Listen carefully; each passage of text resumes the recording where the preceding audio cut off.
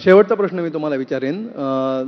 30 दिवसामध्ये जमिनीची मोजणी करणं हा निर्णय असेल किंवा डिजिटल सातबाराचा निर्णय असेल, तर हे अतिशय महत्त्वाचे आणि लक्षवेधी असे निर्णय तुम्ही मंत्री म्हणून घेतले.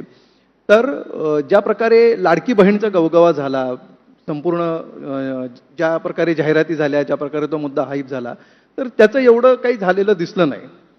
काय त्याच्यामागे तुम्हाला कारण दिसतं, की एवढ्या मोठे निर्णय तुम्ही घेऊन सुद्धा त्या तुलनेमध्ये त्याची प्रसिद्धी कमी पडली, की काय झालं नेमकं? नाही, शेवटी एखादा जेव्हा निर्णय होतो त्या निर्णयाचे जे काही परिणाम आहे हां.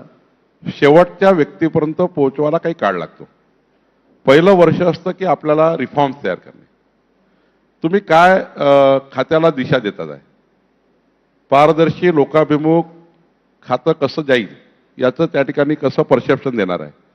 वर्षभरामध्ये आम्ही हे परसेप्शन नक्की दिलं राज्याला की महसूल खातं आता लोकाभिमुख त्या ठिकाणी पारदर्शीपणे काम करताय. आज बघा या राज्यामध्ये तुकडेबंदी कायदा आम्ही निरस्त केला. आता परवा आज विधिमंडळात मांडला, हो, अध्यादेश आम्ही काढला. या राज्यातल्या 60 लाख परिवारांना 3 कोटी लोकांना सरळ फायदा या एका तुकडेबंदी कायदा निरस्त केल्याचा होणार. आता हा काय होणार आहे, तर जे लोक रहिवासी क्षेत्रामध्ये राहतात, NMRD असेल, PMRD असेल, रिजनल प्लॅनमध्ये ज्या तरतुदी असतील किंवा नगरपालिका, नगरपंचायती, महानगरपालिका क्षेत्रात असतील, रेसिडेन्शियल बेल्टमध्ये राहतात, पण त्यांना अनधिकृतपणे त्या ठिकाणी लेआउट तयार झाले, लोकांनी घरं घेतले, आपली प्रॉपर्टी सर्व इन्व्हेस्ट केली, त्या लोकांची घरं अनधिकृत ठरवली गेली. तुकडा पाडता येत नाही एवढ्या कारणाने. आता सरकारने, देवेंद्र फडणवीस सरकारने निर्णय घेतला की तुकडेबंदी कायदा निरस्त करणे म्हणजे काय, बरं, रहिवासी क्षेत्रात तुम्ही ज्यांनी ज्यांनी घरं घेतली असेल ते सर्व घरं कायदेशीर करून देणे आणि त्यांचा प्रॉपर्टी कार्ड तयार करून देणे. दुसरा महत्त्वाचा या ठिकाणी व्हर्टिकल सातबाराचा निर्णय आम्ही करतोय. मुंबईमध्ये MMR मध्ये ज्या व्हर्टिकल्स बिल्डिंग तयार झालेल्या आहेत त्या व्हर्टिकल बिल्डिंगचा प्रत्येक व्यक्तीचं प्रॉपर्टी कार्ड त्याच्याकडे असलं पाहिजे, हा निर्णय आम्ही करतोय. आज त्यांच्याकडे काय आहे, एक तर रजिस्टर्ड डॉक्युमेंट आहे, नोंदणीचं देवाणघेवाण, ते काही प्रॉपर्टी कार्ड नाही आहे, किंवा तिथील त्या ठिकाणी महानगरपालिकेची टॅक्स रिसिप्ट आहे, हे काही प्रॉपर्टी कार्ड नाही आहे. हे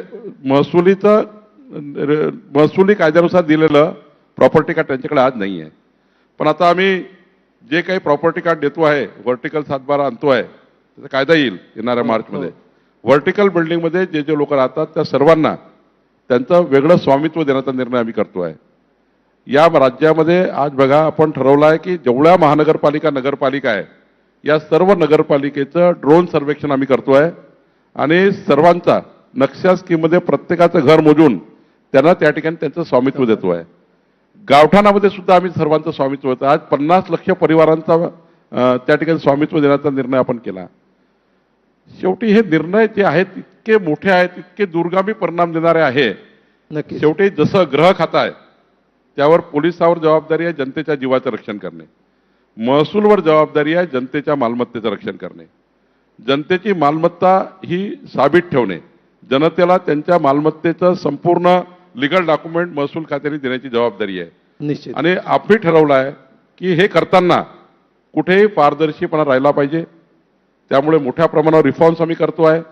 जवळपास 58 निर्णय आम्ही असे घेतले आहे ज्यावर एक वेगळी मालिका केली तरी आपल्याला त्या ठिकाणी ते लोकाभिमुख दिसतील निश्चितपणे. म्हणजे पण पुढच्या 4 वर्षामध्ये मात्र पुढच्या 4 वर्षात तुम्हाला महसूल खातं, त्याचे क्लिष्ट कायदे, हो, तिथे जे काही लिकेजेस आहे, जे काही त्या ठिकाणी भ्रष्टाचाराची एक मोठी कीड या खात्याला अनेक वर्षापासून या खात्याकडे लोक भ्रष्टाचार असलेलं खातं, भ्रष्टाचार असलेलं खातं. तुम्हाला मी सांगेल देवेंद्र फडणवीस सरकार, आमचं सरकार आणि महसूल खातं हे या राज्यातलं सर्वात पारदर्शी, आणि मी तुम्हाला जेव्हा 5 वर्षांनी सर्वेक्षण कराल महसूल खात्याचं तर तुम्हाला हे दिसेल या खात्यामध्ये प्रचंड आमूलाग्र बदल झाले आहेत.